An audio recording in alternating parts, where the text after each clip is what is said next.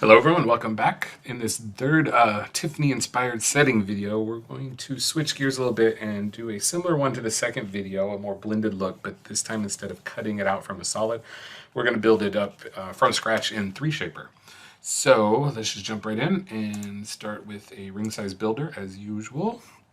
And this time I'm not going to use the image, I kind of know what it looks like, and we're just working on the structure of it, and shaping it is the fun part.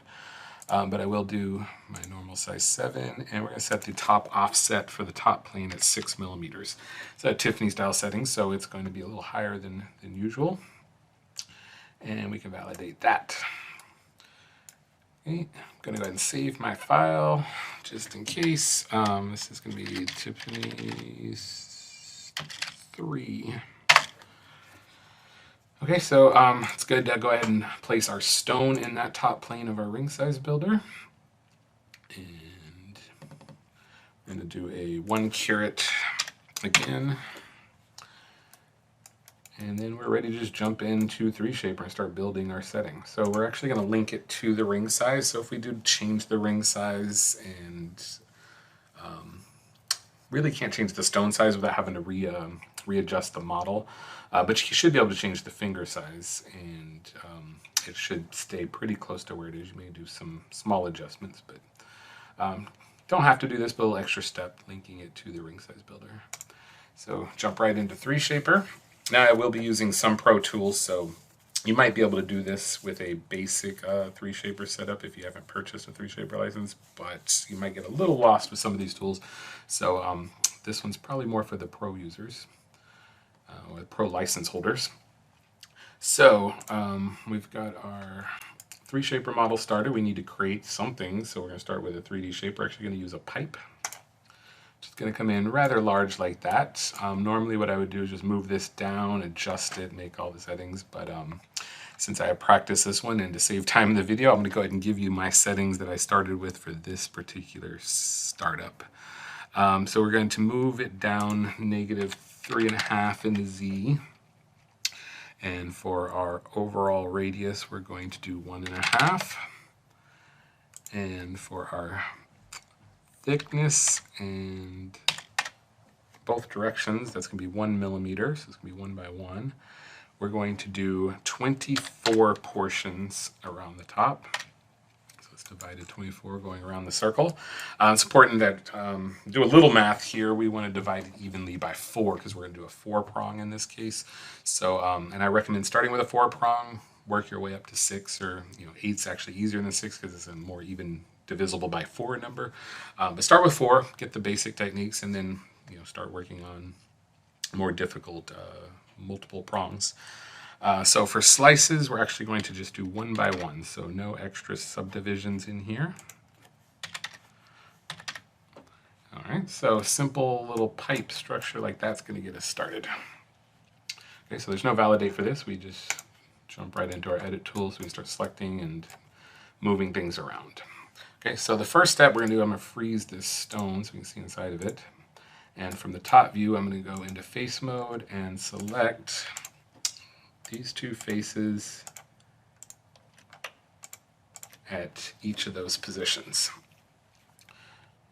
So at the top, side, bottom, so on. Make sure this is even. You should have 4 subdivisions between each section. And turn back to the side. And we're going to do an extrusion. So that's in the shaping section. And we want to do 3 subdivisions. So you'll have 4 portions after we extrude it.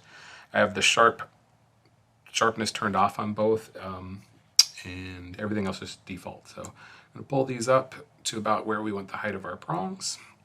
Now you will see that there is going to be a mixture of soft and sharp edges at this point because we started off that way. I didn't uncheck the sharp edge. That's okay because you're going to get a mix of sharp and soft edges when you do extrusions like this anyway. We'll fix that in a second. Actually, we can fix it right now. Jump right into edge mode. So you can see the tops are sharp, those old edges are sharp. So we just select all the edges, marquee select them. Click the Create Sharp Edge button, which will sharpen all the edges, and then click it again, which will soften all the edges. Okay, so from there, we're going to start shaping this kind of V section here. It's a little flat right now, a little boring. So we're going to select this edge on either side of the gap on each one of these. Switching over to polyhedral or box mode makes it easier to select and see what we're doing. So I'm just going to select that corner edge all the way around on each side. And then using our move tool, I keep my move, rotate, and resize up here because I use them constantly in 3Shaper, so recommend that. And with the move tool, I'm just going to slide these up. Okay. And then in point mode, I want to go ahead and even this out as well.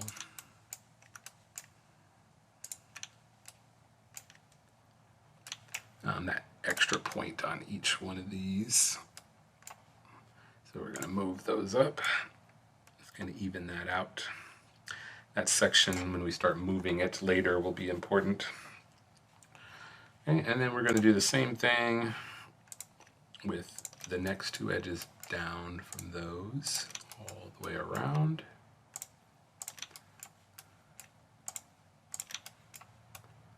Like so, and just slide those up a little bit. So soften that up and see we're starting to get a little better shape where we want our transition between our prongs. And if we want to go down even further with this middle line in each one, we can do that as well. It's up to you. Like I said, we want to focus mostly on structure right now, and then you can shape it anything you want after that. Okay, so we got our top section, and now that I've done all that, I see I have this thing really tall. Let's go back for now. Exit to the sub-menu, that's the parametric tools. Exit one more time. I'm going to go ahead and back in my ring size builder and bring this down a bit. So that was 5 millimeters instead of 6. Let's try that. Reload. Okay, and as you see, my model is still positioned where I started from, but it is not fully parametric in 3Shaper, linking it to that. So it's going to be up here. So just the starting position was all that linking it helped with. But that's okay, we can move it down in the model. So to get back to the model, remember we don't want to add a new edit surface. The safest way to get back to the original edit surface is to open up modeling in the tree, double click edit surface. And now we can just select everything in any mode and move this back down. That looks good. Okay, now before we go too much further, I want to extrude my bottom portions. And for that one, we're going to select everything but the two at the top and the bottom of this little ring here. So something like that. And we're going to do an extrusion again, this time with just one subdivision, one slice. That'll give us 2 portions. We're just going to bring that down to the finger. Okay, so it's starting to take shape. All right, now we need to work on the tapering of this and the shaping of it in general. So we're going to start with this top edge here. And we're going to go to our resize tool, so either here or if you have it in your shortcuts. And we're always going to resize evenly on all 3 dimensions, X, Y, and Z, so that white handle. And we're just going to pull these out so that this corner edge is right over where we want to set the stone. Somewhere in there. And then we're going to do the same thing with the next line. I'm just marquee selection, make sure you have back-facing elements on and neighboring off so that we select that entire row all the way through the model. And then we're going to pull that out as well and go to the next row and so on.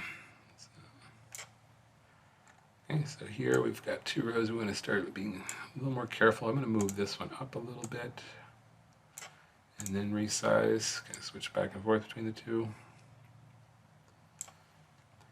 And then this next row here. Just make sure we are checking that it's all even each time we move these rows. And then this one, I'm going to move it up a little first and resize. And this row, we're going to bring it in. And then the very bottom row, we're going to pull that in towards the center. And then make any small adjustments as needed. And of course, you don't have to be perfectly even if you want to do some fancy fun things with it. I'm going to try with a simple kind of normal shape first, then you can see how you can modify this as needed.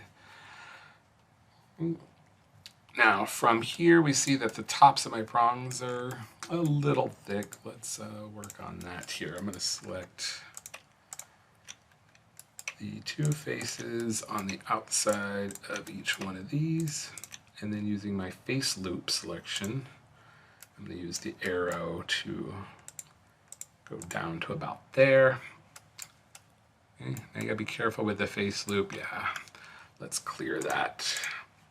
We're gonna have to just do a manual selection here since we're selecting on opposite sides of the model. The face loop gets a little weird. So, no big deal. We'll just control add all of these to the selection. Like so, and then resize again, and just bring these back in a little.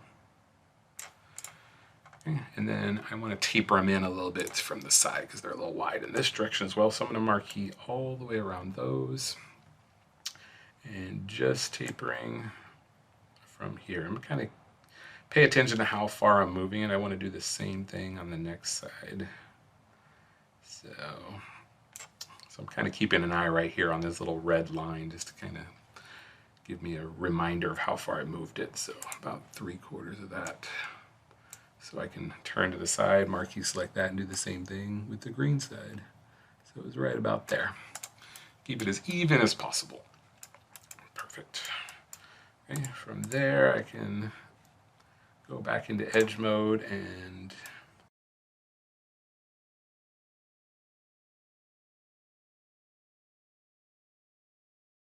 okay, so from here I'm going to switch to box mode. I want to fix these two edges here. Go into selection only there. There we go. So from here we're just doing little tweaks and cleaning up the model. Nothing too fancy. Go back into soft mode so I can see what I'm doing. And I can see that that needs to maybe come down a little. And then from the side, we'll resize it just a little bit.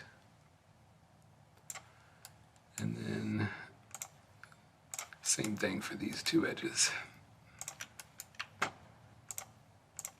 Oops.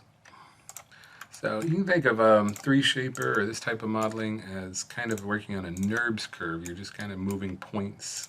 In this case, you also can move edges and faces.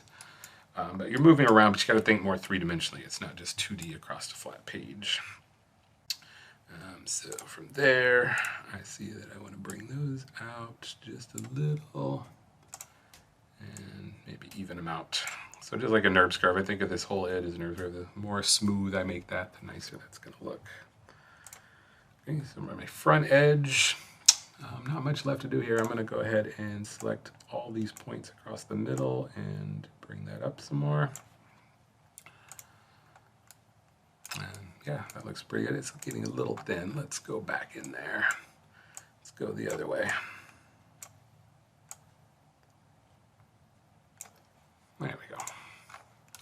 Okay, so that is pretty much it for our overall structure. From here, again, we can go in and start shaping it more and more. If you want to start getting fancy, you don't have to leave it simple like this. So it's really up to you from this point. Just keep the structure intact. You can move things. Don't want to crisscross like that. Keep that in mind. So we might want to do, let's do, actually another trick. I want to widen these up just to kind of make them more look like petals maybe.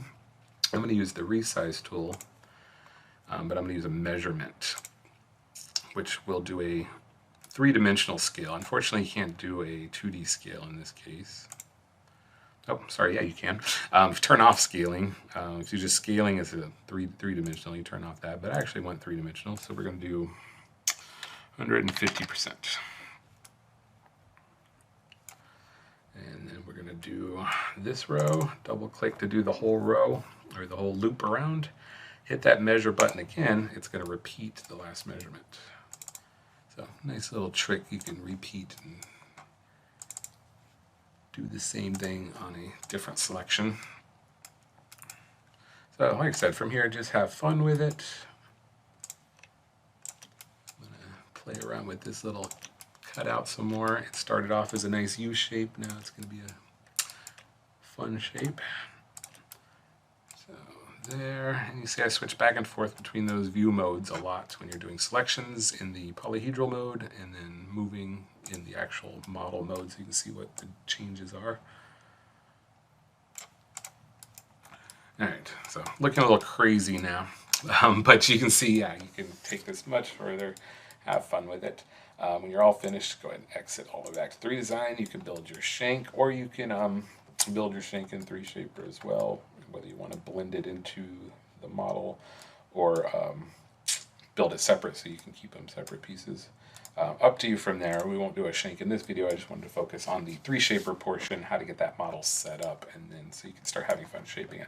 So try out the 4-prong, and then definitely try it with 6. Remember, you have to do a little bit more different math to divide it evenly. Just make sure it's divisible by 6.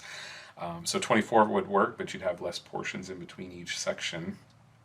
So probably best would be 36 to start with, 6 by 6. But experiment with that. Post on the forums your pictures of what you come up with. I'd love to see those. And that's it for this series. Have fun making some Tiffany-inspired settings.